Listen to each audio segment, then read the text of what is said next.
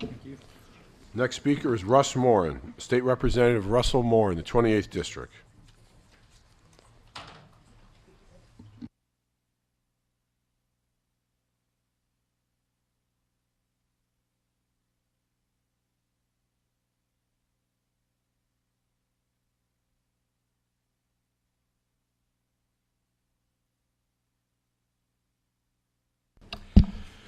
Chairmans Doyle and Tong, Vice Chair STAFSTROM, Ranking Member REBIMBAS, and esteemed members of the committee. I am Russ Morin, State Representative from the 28th, as the Senator said. I'm here to speak in support of House Bills 7310 and 7309. Representative Cook has joined me on my in my support. Normally I would let you know all the great things I have to say, but I have someone sitting with me to my left, your right. Her name is Jenn, and she's probably going to be the most qualified person to talk to you about human trafficking, and I'm going to let her speak in my stead, if that's okay with you. Thank you very much. Sure, no problem. Go down, Jenn. Good morning, leaders and members of the committee. I am here to speak in strong support of Bill 7309, an act concerning human trafficking, and 7309, an act of concerning sex trafficking. My name is Jenn. I'll tell you more about myself in just a minute, but first I want to tell you about someone else, Marie. 5 years ago, Marie sat before the committee to urge the pass of legislation to end escort advertisement published in the Hartford Advocate.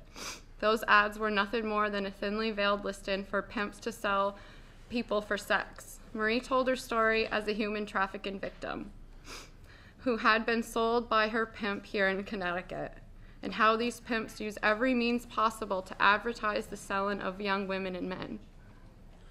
Through her courage, Marie was instrumental in the passing the law that led to Hartford Advocate pulling the escort ads forever. I have never met Marie, and this is Marie. And though I didn't realize it at the time, she was giving me the sense of justice that no one else ever has before and since, and I'll always be in her debt. I was one of those young girls advertised in the Hartford Advocate. I am a human trafficking victim who was abused by Connecticut pimps and by the Connecticut men who paid them to have sex with me.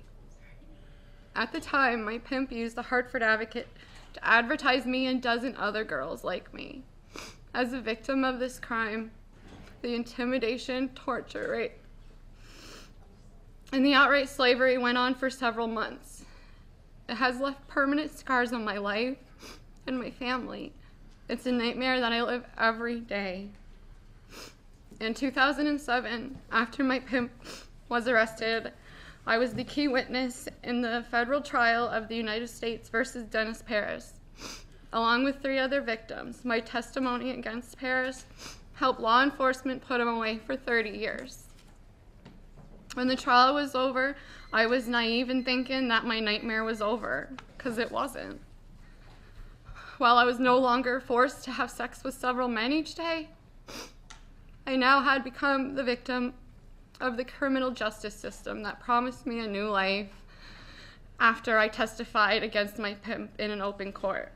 Once the trial was over, everyone who had guaranteed me assistance to regain my life, local, state, and federal agency, adversary groups, and individuals, they abandoned me. After all I had been through, I was enslaved by a pimp, I was drug addicted, sexually assaulted, and the terror going through trial, and they just left me alone. That was nearly 10 years ago, and through the help of my friends and my family, I have been able to live a life that I'm proud of now. I have been clean and sober for nearly 10 years. I'm married.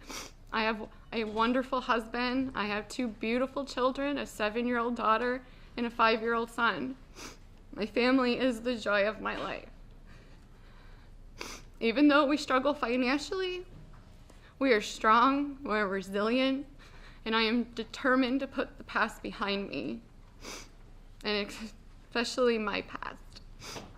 And I look for a better future. But I can't do that without first telling my story, so that what happened to me does not happen to any other women or men. According to Connecticut law, agencies within the government are required to, quote, identify available federal, state, and local programs that provide services to victims of trafficking. That includes human trafficking services, housing, education, legal assistance, job training and preparation, and victims' compensation, end quote. Further, the Connecticut laws also call for these agencies to, quote, address access to rights, benefit the services for victims of trafficking, including medical and related professional services, legal services, and protection, safe housing and shelter, and victims' compensation, end quote. I received none of this. Neither did anyone I testified with during the trial. Neither did Marie, whose brave advocacy for human trafficking victims like me continued for years until her untimely death just 2 months ago. Tragically, without the help that she was promised, Marie was never able to recover from the trafficking experience and became a victim yet again, this time to the opiate epidemic. So I'm here today to tell you what truly happens to trafficking victims and urge the passage of legislation that will begin necessary changes that address our real needs here in Connecticut and by example across America, because most people don't understand that you can't just rescue a traffic victim once. They need to be rescued every day, sometimes for years, by compassionate, devoted people who will keep their promises. And I am here today for Marie. She stood up for me. Now I'm standing up for her. I know it's too late to save her life, but here are so many more victims out there like us who need someone to stand by them and pull them out of the pit of despair and let them know the feeling of freedom, safety, joy, and love. But first of all, they deserve our help. So I'm asking you to give human trafficking victims the help that they deserve and the help that they've been promised. The passage of these two bills, especially the section calling for mental health support, substance abuse program, housing, healthcare, and job training for victims of trafficking and anyone arrested for prostitution, can save lives. The fact that I'm sitting here in front of you today, free, healthy, and sober, is a miracle. Getting out of human trafficking and drug addiction doesn't happen very often, but it should. So let this be a message to everyone who hears me. I no longer speak at the command of my pimp or by the wishes of a trial lawyer or the promises of do-gooders. I speak only for those who have no voice, the victims of the human trafficking, who are waiting for someone to lift them up out of their nightmare and stand with them as they reclaim their lives. I really hope you make the right decision and my voice can finally be heard. Thank you, Jen, and your voice was heard today. We appreciate the courage you took to come today and testify and speak publicly of your past challenges, but hopefully by your efforts today to speak, you'll help other people that are in similar situations. So thank you for coming. The committee appreciates it, and we will take your comments seriously as we move forward on this legislation. At this time, are there any questions from the committee? Representative REBIMBAS.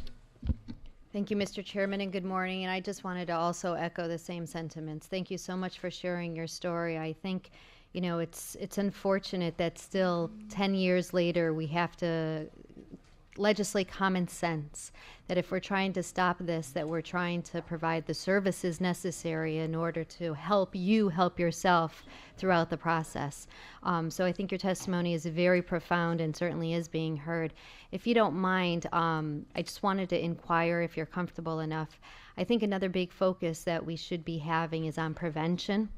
So if you could just share some thoughts in that regard as to how to catch signs early on, whether that's, if it's when children are teenagers, if it's, comes from a substance abuse first. I'm sure it's a combination, but just in your own opinion, what we should be focused on when it comes to prevention. Does the addiction come after the fact, before the fact? Just some thoughts on that. Well, addiction can come before, and then you just continue addiction to make all that pain and torture go away. I think having police officers and people be more aware and not just assume that that girl's just a whore, to think of them as real people and that there's something seriously could be wrong. Because I know when I first spoke out, I wasn't listened to. I was just sent away, and then it was fear for my own life and mentioning Dennis Paris's name before anybody actually took me seriously, and then we could do something about it. So just listening to people and being supportive, could potentially prevent all of this from happening. If I would have just had one person on my side, maybe a lot of this would have been prevented. Thank you for your testimony. Thank you. Before we go to the next question, I just want to let the public know we have an overflow room, which is 2D. It's across the way, so if people that are standing want to go into this overflow room, we should have it on the TV, and you'll hear it audio, the testimony today. So if you feel more comfortable, you can go in the overflow room. You'll know what's going on, so if you're going to testify, you'll hear the names. But that's an opportunity for the public to go to room 2D across the way. Representative STAFSTROM. Thank you, Mr. Chair, and thank you so much for sharing your testimony. I know we met briefly in the hallway and press conference before this, and I think Representative Linehan said it best. Your testimony might save a life today, and being here means so much. Representative Moran, we're not going to let you off the hook though for hanging out with us this morning. So I know you were just sitting here, and I know you worked closely with your good friend and mine, then Representative Grogan's, on the legislation a couple years ago on cracking down on illicit massage parlors. And so I want to go back to sort of this piece about posting signage and why that's included in this legislation and why you think that's important. Well, thank you, Representative STAFSTROM. I think a lot of it is to bring awareness and keep it out there, because it's like a secret, silent notion that this doesn't exist. And so by forcing some of these businesses to have signs, and if you notice in some of the language we've put in, we've called for putting in actual fines for those that don't, because right now it's in there that these certain businesses have to have signage, but there's no penalty if they don't. And I think if we're going to be serious about pushing forward to make everyone aware of what's going on and holding their feet to the fire a little bit, and we put modest numbers down for penalties, and certainly we were happy to work with the committee to come up with something that you'll all be comfortable with. But I think it's really just continuing to put it out there that it's not silent and it's not a secret, and we want people to see exactly what's going on and that there is an awareness of it. And I think that's an important point, because I think sort of the first reaction people have when they say, okay, posting a sign, great, maybe there's a victim of human trafficking who happens to see the sign, jots down the number, or remembers the number and is able to sneak off or otherwise get a hold of a phone and call the hotline. But I think the other benefit on the flip side of that is the business that fails to comply with the requirement certainly sends off a red flag, and sends off a red flag in a community or with other regulators. So I do think that's an important component of it. So thanks for including it. Thank you. Any further questions from the committee? Jen, I'd like to ask you a question, I'll be honest, but it's a deeply personal question. So I'll be honest, you don't have to answer it. You can answer a little bit if you'd like, but we're trying to expose how this happens. And Representative Moran said it's kind of it's like a hidden secret in society, and it's, to be honest, I think some happens in my district, the town I grew up in, Weathersfield.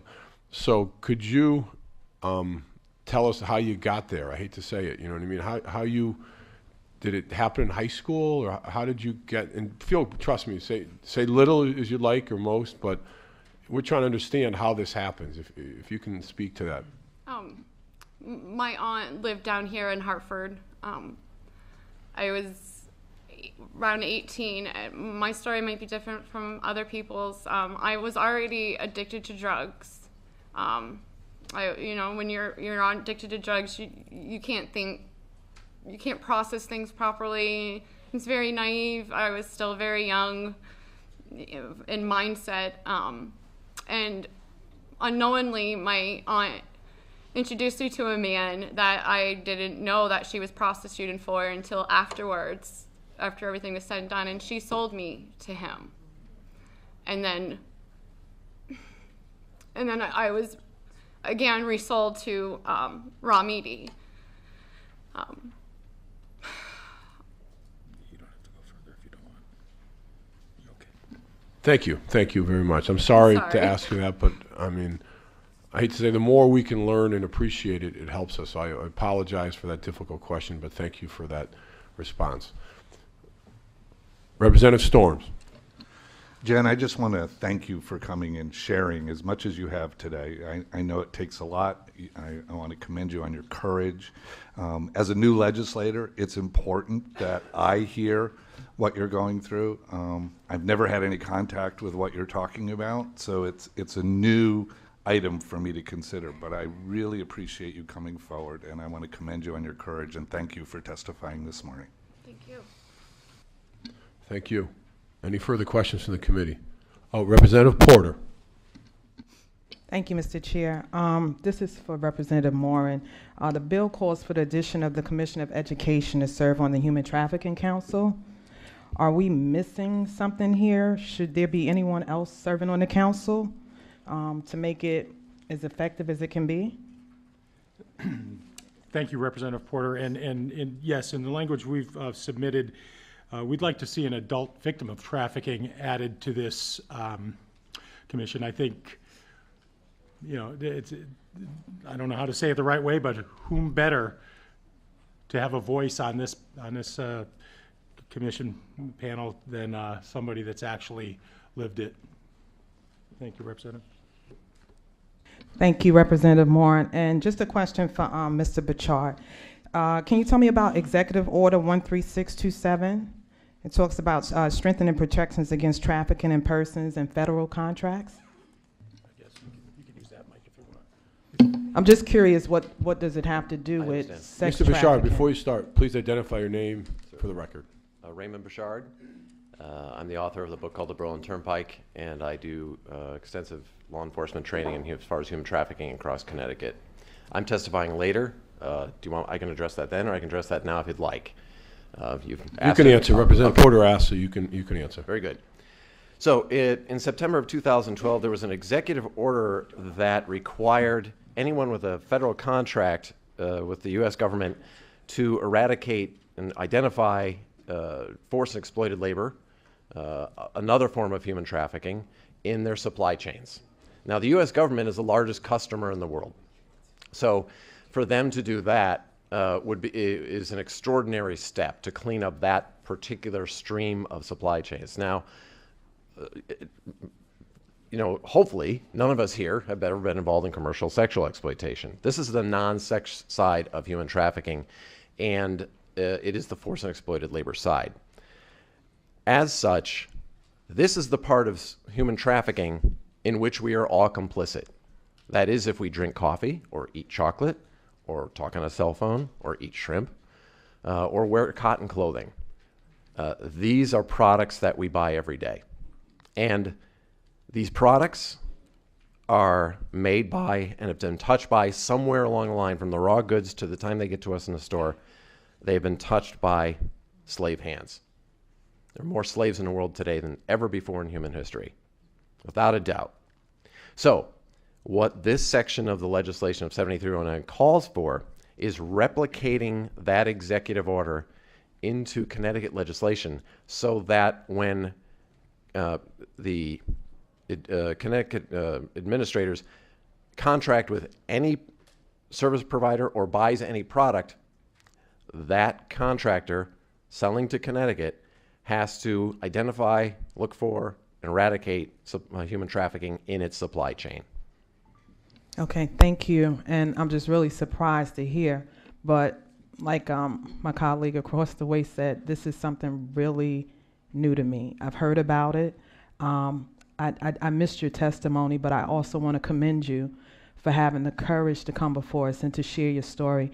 I know how difficult that can be as a survivor myself. So I just want you to know I support you in more than just being here and sitting on this committee, but as a woman who has survived some stuff herself. So God bless you. And thank you all for coming before us today. Thank you, Mr. Chair. Thank you. Any further questions from the committee? Seeing none, thank you very much. Thank you very much to the committee for indulging us. We appreciate it. Sure, our pleasure. Have a nice day.